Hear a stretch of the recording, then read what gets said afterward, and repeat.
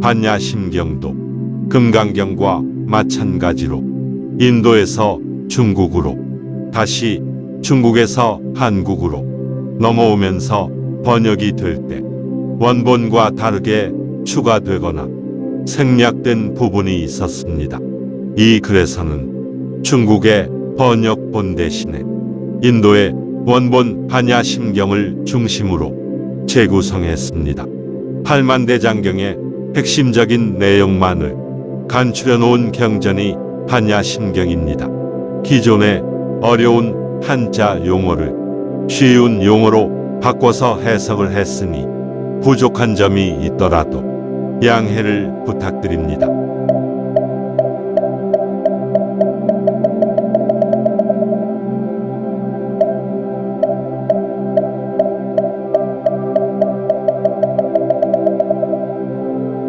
전체를 아는 스승님의 가르침에 따르겠습니다. 다음과 같은 소리가 나에게 들려왔다. 어느 때 부처님께서는 많은 보살들과 함께 인도의 라자기르에 있는 독수리 삼봉우리에 계셨다. 부처님께서는 깊은 깨달음의 산매에 들어 있었다. 그때 관세음 보살이 깊은 지혜의 완성을 통해서 존재한다는 것은 실체가 없다는 것을 간파했다. 부처님의 제자 중에서 지혜가 뛰어난 사리자는 부처님의 뜻에 따라 관세음 보살에게 질문을 했다. 만약 착한 사람이 깊은 지혜의 완성을 실천하기 위해선 어떻게 배워야 합니까? 관세음 보살이 대답했다. 사리자야, 착한 사람이 깊은 지혜의 완성을 실천하기 위해선 존재하는 것은 5가지의 모임이고, 이 5가지란 물질적인 현상, 느낌, 인식, 의도, 분별력이며, 이것들은 모두 실체가 없다는 것을 관찰해야 한다. 관세음 보살이란 중생이 힘들어하는 소리를 듣고 관조하여 도와주는 깨달은 존재라는 뜻에서 붙여진 이름이다. 존재하는 것의 5가지 물질적인 현상, 느낌, 인식, 의도, 그리고 분별력에 대해서 예를 들어보자. 음식이라는 물질을 먹었을 때 어떤 맛을 혀에서 느끼고 몸속에서 소화를 시키면서 그것을 알게 된다. 인식한다는 뜻이다. 그리고 마음은 어떠한 의도를 일으킨다. 이와 같이 혀의 느낌을 통해서 얻은 모든 경험을 저장하여 그 음식을 분별하게 된다. 혀뿐만 아니라 눈, 귀, 코, 몸, 그리고 마음에 대해서 물질적인 현상, 느낌, 인식, 의도, 분별력은 순차적으로 작용되는 시스템이다. 다음으로 실체가 없다는 뜻에 대해서 자세히 살펴보자. 이것은 한자 말로는 공하다라고 잘 알려진 말이기도 하다. 이 말의 뜻은 물질이든 정신이든 항상 변한다는 의미이다. 금강경에서 나왔듯이 고정불변의 실체가 없다는 것이다. 이름 붙여진 모든 것은 수시로 변하고 있다. 좁은 시각으로 본다면 사라지는 것처럼 보이기도 하고 또는 변하지 않는 것처럼 보이는 경우도 있지만 실제로는 그것이 아니라 모두 변하고 있을 뿐이다. 예를 들자면 매일 마시는 물을 생각해보자. 먹은 물은 소화가 돼서 사라지는 것이 아니라 결국에는 배출되거나 작은 입자로 분해되어 흡수된다. 다른 예를 들어본다면 친한 친구 또는 가족이라고 할지라도 인간 사이의 관계란 늘 변하기 때문에 멀어지기도 하고 이별을 하기도 한다. 죽은 사람의 경우를 생각해보자. 화장했을 경우 육신의 형체는 사라진 것처럼 보이지만 화학적 변화를 통해서 매우 작은 입자로 변형된 것이다. 그리고 죽은 사람의 정신은 죽어서 끝나는 것이 아니라 과보에 따라서 지옥계, 인간계, 천상계 또는 열반으로 변형되어 이어지는 것이다. 고정된 실체는 없지만 가변적이고 유동적인 무한한 가능성을 지닌 것이 정신인 것이다. 흔히 인생이 허무하다고 하는 것은 실체가 없다는 것을 정확하게 이해하지 못했기 때문이다. 이것을 이해하게 되면 실생활에서 물질적인 현상에 의한 기쁨과 슬픔의 장단에 놀아나지 않는다. 실체가 없는 줄도 모르고 물질적인 현상을 추구하니 고통이라는 그림자가 따라오는 것이다. 금강경과 연관지어 본다면 물질적인 현상, 느낌, 인식, 의도, 분별력이라는 존재하는 것의 5가지는 실체가 없으니 거기에 머물지 말라는 것을 암시하는 것이다. 사리자야, 물질적인 현상은 모두 실체가 없고 실체가 없는 것은 모두 물질적인 현상이다. 실체가 없다는 것이 물질적인 현상이 없다는 것이 아니다. 실체가 없다는 것이 물질적인 현상이라는 것은 물질적인 현상의 핵심이다. 물질적인 현상뿐만 아니라 느낌, 인식, 의도, 분별력이라는 나머지 4가지 요소도 역시 실체가 없다. 사리자야, 모든 현상은 실체가 없는 것이 특성이기 때문에 실제로는 생기는 것도 아니고 없어지는 것도 아니고 더러운 것도 아니고 깨끗한 것도 아니다. 또한 모든 현상은 늘어나는 것도 아니고 줄어드는 것도 아니다. 그러므로 실체가 없는 차원에서는 물질적인 현상, 느낌, 인식, 의도, 분별력이 없기 때문에 눈, 귀, 코, 혀, 몸, 마음도 없고 이에 상응하는 형상, 소리, 냄새, 맛, 감촉, 마음의 대상도 없다. 그리고 눈으로 분별하는 영역도 없고 뿐만 아니라 귀로 분별하는 영역, 코로 분별하는 영역, 혀로 분별하는 영역, 몸으로 분별하는 영역, 마음으로 분별하는 영역도 모두 없다. 간략히 설명하자면 실체가 없는 차원에서는 물질의 작용도 없고 마음의 작용도 없다는 것이다. 하지만 이것은 아무것도 없다는 것이 아니라 맑고 투명하여 모든 것을 반영하는 것이 있는 것이다. 또한 실체가 없는 차원에서는 깨달음이 없고 깨달음의 소멸도 없고 어리석음도 없다. 어리석음의 소멸도 없으며 늙고 죽음도 없고 늙고 죽음의 소멸도 없다. 좀 더 자세한 이해를 위해서 원인과 결과를 살펴봐야 한다. 죽음의 원인을 생각해보자. 좁은 시각으로 본다면 죽음의 원인은 늙음이라든지 치명적인 병 또는 어떤 사고에 의한 충격이라고 볼 수 있다. 그러나 이것은 근본적인 원인이 아니다. 죽음의 근본적인 원인은 태어났기 때문이다. 그러므로 죽지 않기 위해선 태어나지 않아야 한다. 이와 같이 태어남과 죽음은 마치 선과 악과 같이 한 쌍으로 존재하게 된다. 이것을 정리해보면 태어남이 없으면 죽음도 없다. 또는 태어남이 없으면 태어남의 소멸도 없다. 이것을 공식화시키면 다음과 같이 나타낼 수 있다. A가 없으면 A의 소멸도 없다. 그러므로 반야심경에서 죽음이 없으면 죽음의 소멸도 없다고 설명한 것이다. 연결지어서 생각한다면 태어남이 없으면 죽음이 없다. 죽음이 없으면 죽음의 소멸도 없다. 이와 같이 실체가 없는 차원에서는 태어남, 죽음, 죽음의 소멸로 이어지는 줄어드는 성질이 작용하지 않는 것이다. 더 나아가 줄어들지 않는다는 것은 늘어나지도 않는다는 것을 뜻한다. 그래서 늘어남도 없고 줄어듦도 없는 것이다.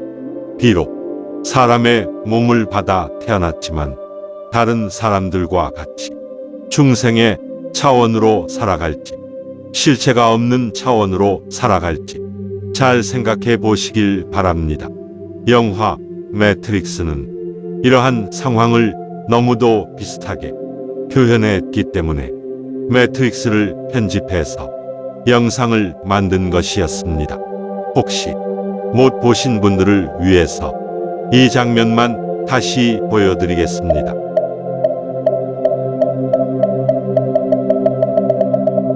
뭔지는 모르지만 세상이 잘못됐다는 걸 말이야.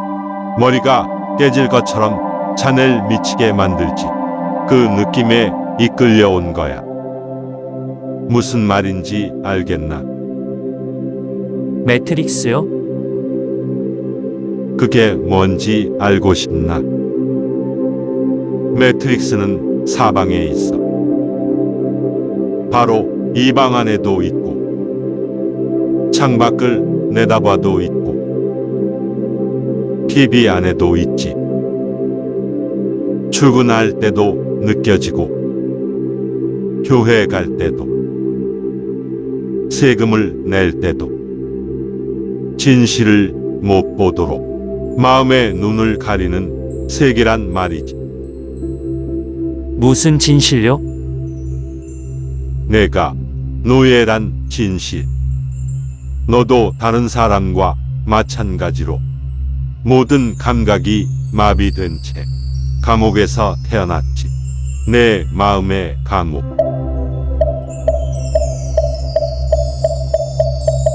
빈틈없이 잘 짜여진 가상 세계를 뜻하는 매트릭스는 시스템이야. 그 시스템이 우리의 적이다. 둘러보면 뭐가 보이나? 사업가, 교사, 변호사, 목수. 우리가 고하려는 사람들의 마음이지. 하지만 그들도 시스템의 일부니까 우리의 적이지. 이들 대부분은 아직 떠날 준비가 안 돼 있어. 그들은 너무나도 시스템에 잘 길들여져서 시스템을 보호하려고 하지. 내 말을 듣고 있나? 자넨 곧 깨어날 거야.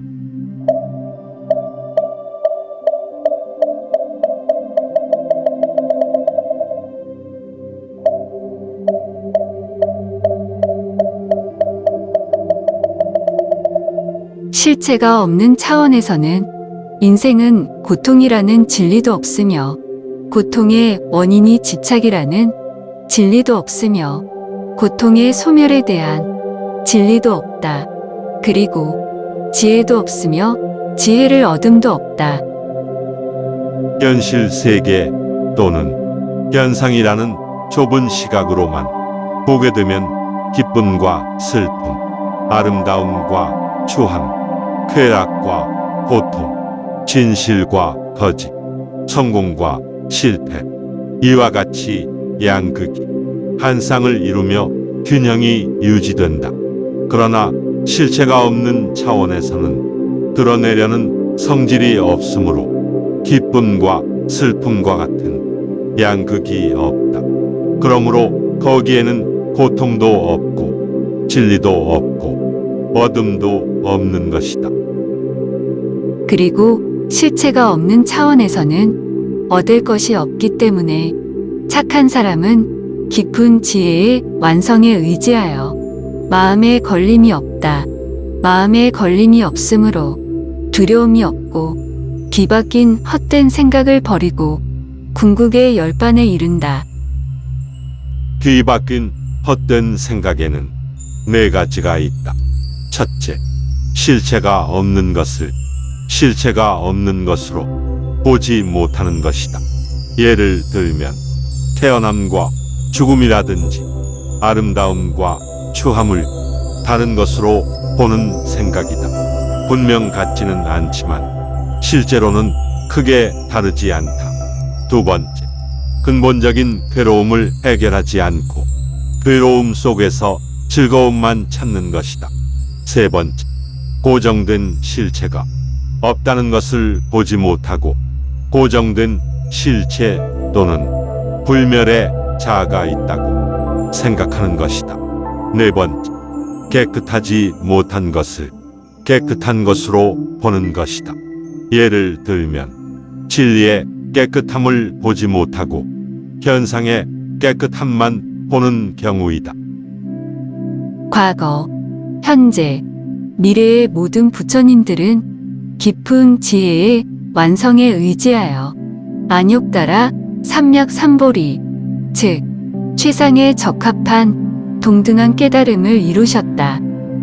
깊은 지혜의 완성은 가장 신비하고 밝은 진실한 가르침이며 의없는 최상의 가르침이며 무엇과도 비교될 수 없는 뜻이 담겨 있으니 온갖 괴로움을 없애고 진실하여 허망하지 않다는 것을 분명히 알아야 한다. 이러한 이유로 깊은 지혜의 완성에 대한 진실한 가르침을 따르는 이를 위해서 다음과 같이 말하는 것이다.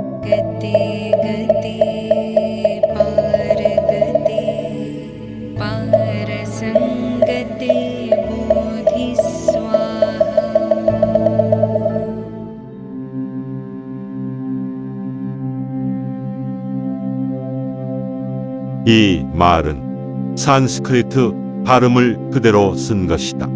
왜냐하면 뜻과 함께 소리 자체에도 깊은 의미가 있기 때문이다.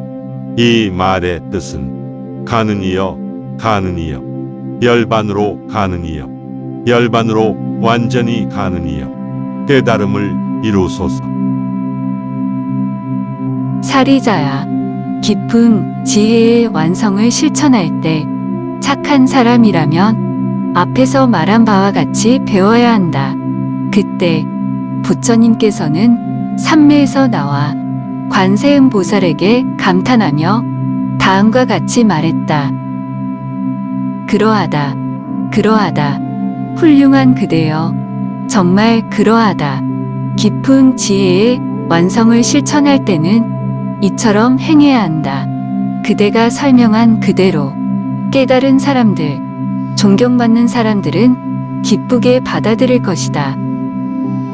법회에 참여한 사리자, 관세음 보살, 다른 보살들, 그리고 천상계, 지옥계의 신들은 부처님의 말씀에 매우 기뻐했다. 이와 같이 반야심경에 담긴 의미를 확인해 보았습니다. 반야심경을 듣고 깊이 이해하고 실천하고 남들에게 전한다면 그것이 곧 극락입니다. 반야심경에서도 설명하는 바와 같이 현실과 극락을 구분지어서 생각하지 마시길 바랍니다. 실제로 현실이 곧 극락이라는 것이 반야심경의 핵심이었습니다. 이 글을 끝까지 경청해 주신 분들 그리고 실천하시는 분들에게는 반드시 모든 고통으로부터 벗어날 수 있는 기회가 찾아올 것입니다. 금강경에서 언급한 1957년 이후가 말법의 시대라는 것을 여기서 밝히자면 눈과 귀가 매스컴에 의해 장악당한 것을 뜻합니다. 눈과 귀가 장악되었기 때문에 정신도 장악된 것과 같습니다. 이슈를 조장시키는 매스컴에 움직이지 말고 실체가 없는 현상을 꿰뚫어 보시길 바랍니다. 반야심경의 주인공은 부처님이나 관세음 보살이 아닙니다. 바로 이 글을 읽는 사람이라는 것을 명심하셔서 불필요한 정보로부터 눈과 귀를 보호하시길 바랍니다.